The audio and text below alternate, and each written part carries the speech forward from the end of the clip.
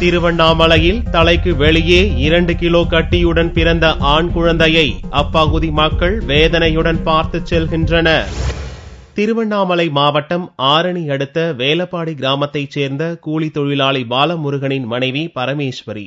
இவர் கருவுற்ற 3வது மாதத்திலிருந்து நெசல் ஆரம்ப சுகாதார நிலையத்தில் பரிசோதனை செய்து வந்தார். இந்நிலையில் 9 மாத கர்ப்பிணியான பரமேஸ்வரி வலியால் துடித்த நிலையில் வேலூர் சிஎம்சி மருத்துவமனையில் அனுமதிக்கப்பட்டார். அங்கு திங்கட்கிழமை அன்று ஆண் குழந்தை பிறந்தது. அந்த குழந்தையின் தலையில் பின்புறம் 2 கிலோ எடையுள்ள கட்டியும் மூளை வெளிப்புறமாகவும் அமைந்திருந்தது. இந்நிலையில் கட்டியுடன் பிறந்த குழந்தைக்கு சிகிச்சை அளித்தாலும் உயிருடன் இருப்பது கடினம் என்று மருத்துவர்கள் கூறிவிட்டதாகவும் அதனால் குழந்தையை வீட்டிற்கு அழைத்து வந்துவிட்டதாகவும் பாலமுருகன் கூறினார்.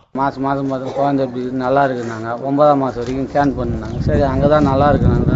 ஸ்கேன் பண்ணல, அப்படியே இருந்துச்சு. அப்புறம் அடி வயிறு வலிக்குதுன்னாங்க. குழந்தை பிறகுறதுக்கு ஒரு 10 நாள் இருக்கும்போது குத்துக்கிற டேட்டு ஸ்கேன் எடுத்துட்டு நீ தொங்குற மாதிரி இருக்குது தலைலாம்.